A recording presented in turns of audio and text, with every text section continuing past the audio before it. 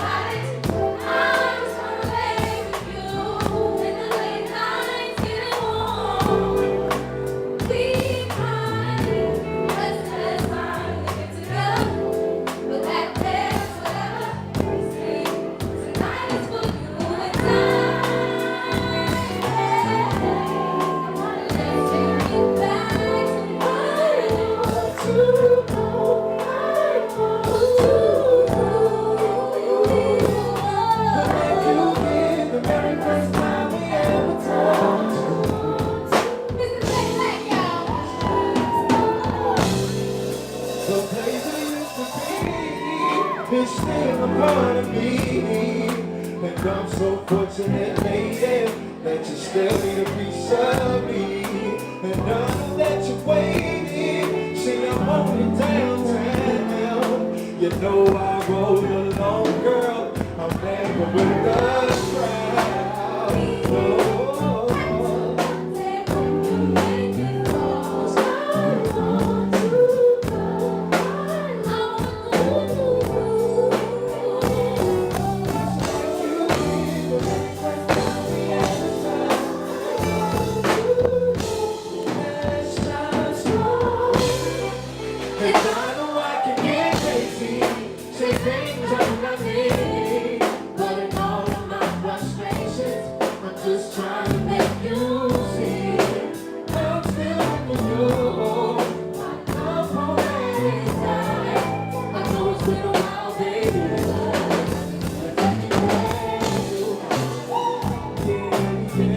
I'm here with the lovely and very talented Teedra Moses. She just rocked the show tonight. First of all, let's talk about just what's going on with you. Because you have a lot of fans out there, a lot of people who follow you, and they've been wondering, well, where's my girl Teedra? What's going on with her? I know you've been doing the mixtape thing, which is really amazing because there's not a lot of R&B singers so much that really do something like that. Was that a step in was that something different for you to really get involved in? As far as just doing like the mixtape to kind of like, stay out there in regards to that? That's kind of how it started. I did the first mixtape before Complex Simplicity dropped because TVT was taking forever. The album was done for a year and they hadn't put it out. So I was like, you know what, I'm just going to start doing another side of me. It was like kind of interesting because the mixtapes can get a little bit more raw than the album was. Right. So it was just another side of me. And so I started the Young Hustler volumes. And I started with volume 1 that was before the album came out. And then I did volume 2, which was maybe about a year and a half after the album came out because I had been doing a lot of shows and touring and going to different countries and here in America, and I was getting really good reception. So I was like, okay, I might as well do some stuff live, record some stuff live at these shows, put it out with a couple of covers and different things, and that became the Young Lioness Live from the Jungle. And then TVT was holding off so long to put out my album, and they went bankrupt in the process of holding out, and I just felt a little frustrated that people weren't getting a chance to hear my music. So I put out volume 3, which is a compilation of songs that were supposed to go on either Complex Simplicity or the Young Lioness that I didn't even feel like it was that good, honestly. I just felt like it was just a couple of songs that were just secondary songs that I put out. But then I got a good reception from it. So I was happy to see that my not so good got a great, reception. And in December I'm putting out another mixtape, the Young Hustler Volume 4, and it's called Royal Patience. And I'm just asking people to hold tight just a little longer, and the Young Lioness, the actual sophomore album, will be here next year. Okay. Now talk a little bit about the album that was not necessarily released.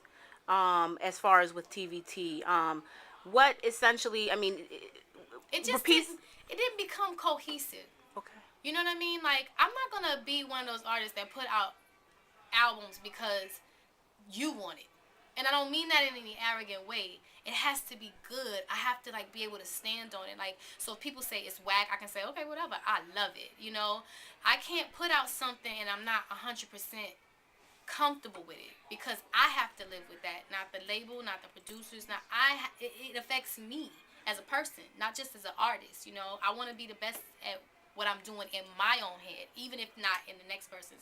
And at TVT, it just wasn't the place for the second album to come out. It was the place for the first album to come out. I prayed and asked God to send me to a label. He sent me to TVT. That was where I was supposed to be at that time, right?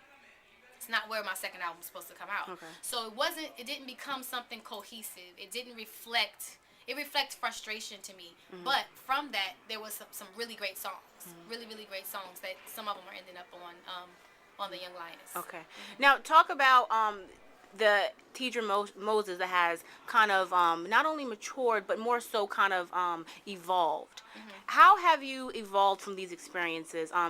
Where are you right now? Are you in a good place in regards to are you interested in going back to a label? I know you have an independent kind of imprint that you're on right now, but are you looking for a new home? I mean, in that sense of a label and having somebody push you, or are you just content where you are at this point? No, I definitely want to be with a label. I just never actively sought out. In the very beginning when TVT fell apart, people reached out to me, but I wasn't ready. It's like when you get out of a relationship with a guy, you don't want to jump into a relationship with the next person. You just really want to sit back and figure out yourself, where you are, and think about who you want to be with and what kind of man you want to be with. And that's kind of how I am. My relationship with a label has to be something that's extremely comfortable, and that I feel like, you know, they want me and I want them.